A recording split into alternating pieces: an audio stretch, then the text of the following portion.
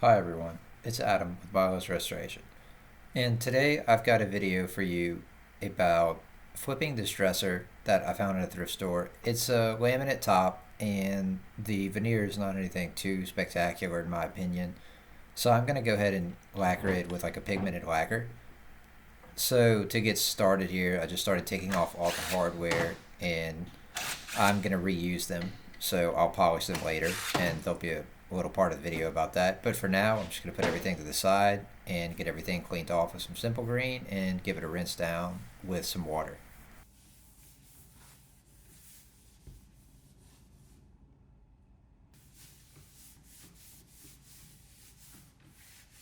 So you might notice that there's a little like glob of what appears to be a wood colored substance up there to the left of my hand. And what it is that's just a little bit of wood filler that I had applied the night before I got started on this piece because that needs ample time to dry. And if you're not using like an epoxy based product like a Bondo or something like that, then it's going to probably take at least 8 to 10 hours for just a standard wood filler to dry for a very deep gouge like that. So, generally speaking, I'll go ahead and do those things the previous day. That way, I know that whenever I get started sanding everything out, like I am here, that all of that stuff is going to be good and dry, and I won't be ripping out pieces of filler as I'm going.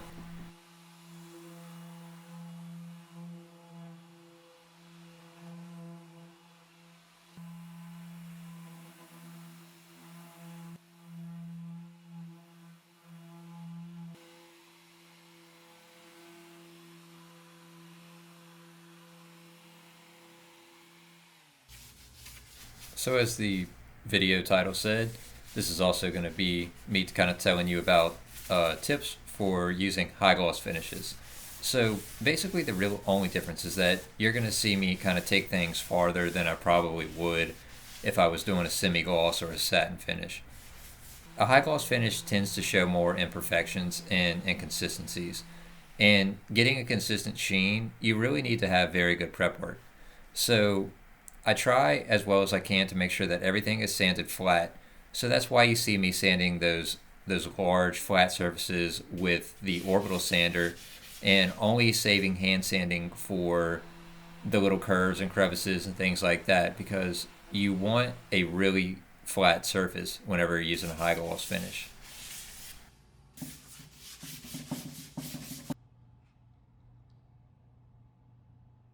So this is my primer, and it's good to use whatever primer for the specific finish that you're going to be using. But in this case, I know that I have this vinyl modified kind of lacquer undercoater here, and it's going to perform well under this product. So I'm going to use it. This particular primer is made by Centurion, and you can get it. I think it's called CS 1106 or 1107. And what I will say about it is that it sprays very poorly out of HPLP turbines, but out of a conventional gun or an airless, it sprays pretty well. So I modify it by adding a couple ounces of thinner and 1 ounce of lacquer retarder. And the retarder just slows it down to where it has a little bit of time to kind of gel out on the surface and form a more uniform coating that's easier to sand.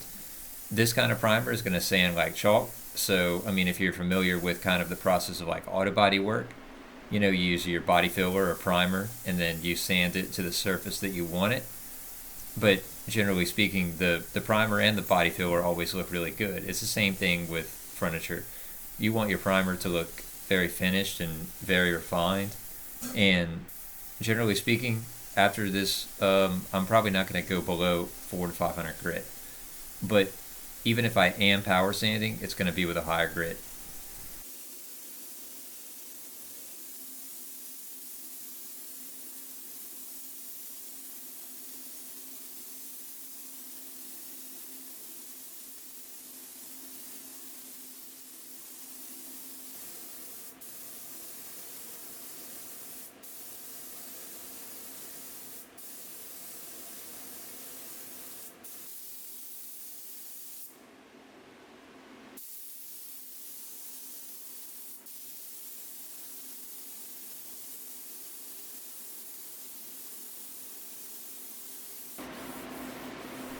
So what I'm sanding with here is just a surf prep, probably super fine pad on the corners, and I'll take a 320 Cubitron, uh, some orbital sheets, and I actually take like an interface pad for a surf prep that's a hard pad, and I use that for the flat surfaces.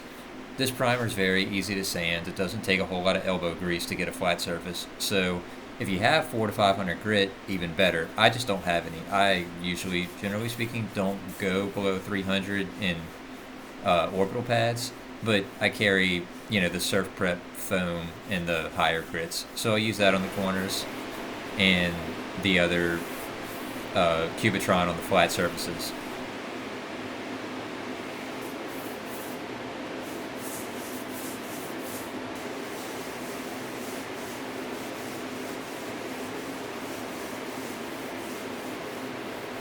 So you're inevitably going to find those spots that you just miss. And so what I did here is I just take a little bit of spackle and I'll put it in those areas that are chipped that I didn't catch before, and I'll let them dry pretty well, sand them flush, and then just spot prime those areas. Okay, so I apologize for the short video here about the gun loading, but I'm using Mohawk lacquer and gloss, and I've thinned it by probably about 20%, and I've got about 10% retarder.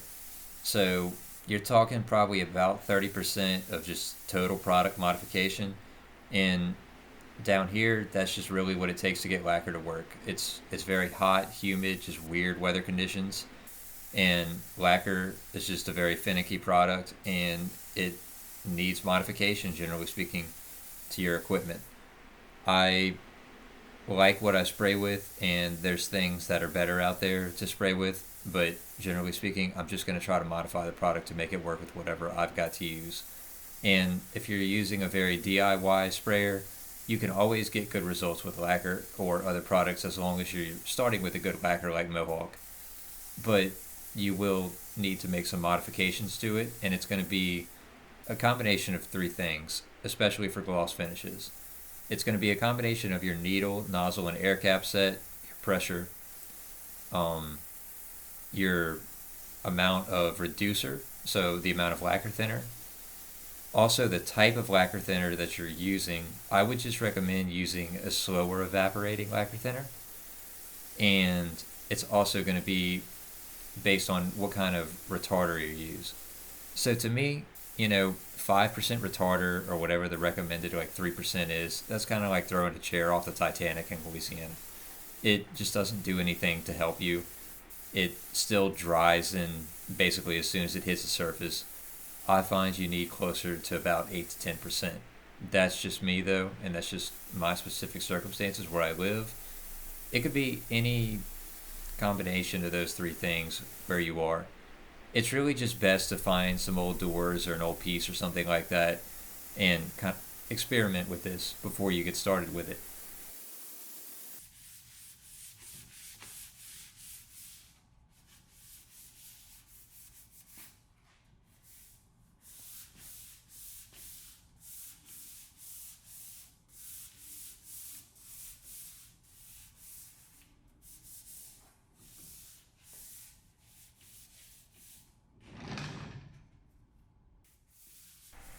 So there were three total coats of lacquer applied, and basically the only thing that I changed in that was the amount of lacquer thinner that I put. Um, I used a super fine pad in between each coat on my surf prep, and I just sanded it really good, wiped it with a microfiber, make sure I got all the dust out, and just made sure to clean up my area in between coats with a high gloss. You don't really want any dust specks getting in it.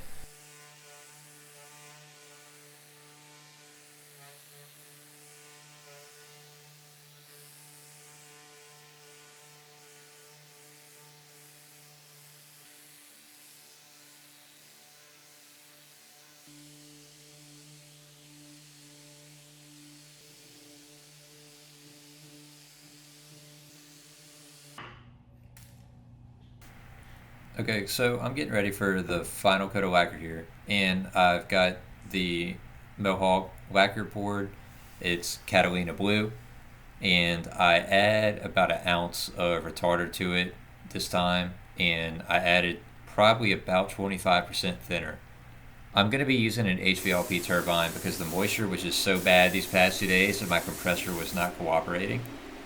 So you're just going to have to thin it more to use it with an HVLP turbine. It will spray well, but it's just going to have to be significantly modified. And really just looking to make sure I get a good, pretty heavy coat on. Um, I try to probably get somewhere between 5 and 6 mils, but it's probably going to be a little bit heavier than that with a high gloss finish. Probably going to be like more like 7. But yeah, I mean, I try to shoot for 5 wet mils, and then that's really, it's all irrelevant to most people that are listening to this. You just want to get, you want to put as little paint as you can to get a good, consistent, like wet look. When you walk away from the surface, you want the whole surface to look wet. You don't want to see little dry spray areas or anything like that, because it's not going to necessarily look any better when it dries. And you just really want to keep like a wet edge and just make sure that you don't have areas of dry spray, because this lacquer dries so fast that it's hard to keep up with. And generally speaking, the more retarder helps, but it's not a perfect solution. So yeah, just something to consider whenever you're spraying this. That's really the secret to getting a high gloss finish. It's just good prep work and good materials to start with, and making sure that you're using the appropriate spray equipment. But at the end of the day, you can always modify your materials to work with your equipment.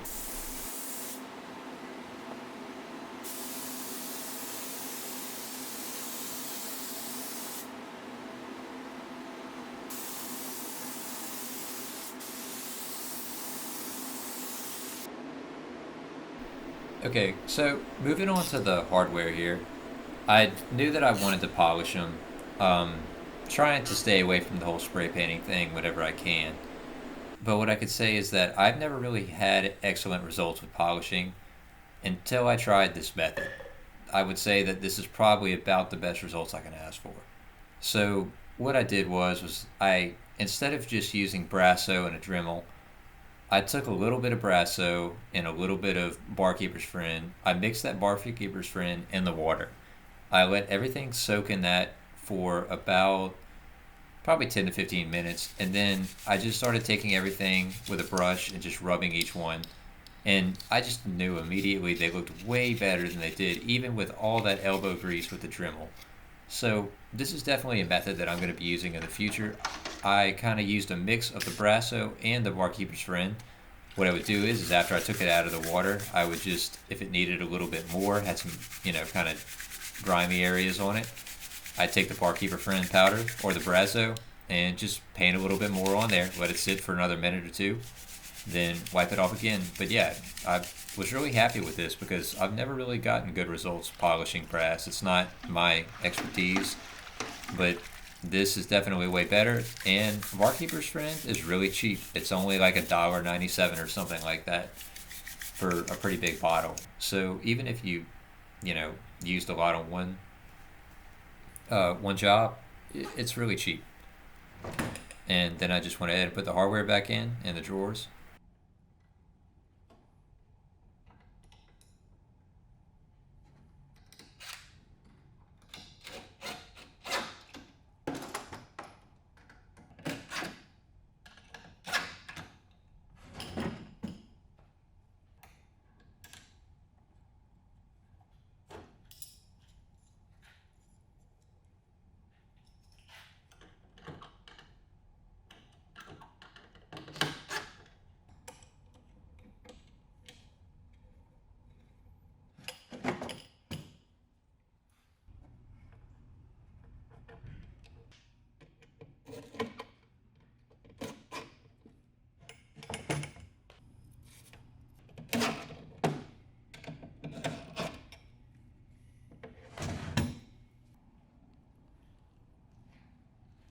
So here's the finished dresser.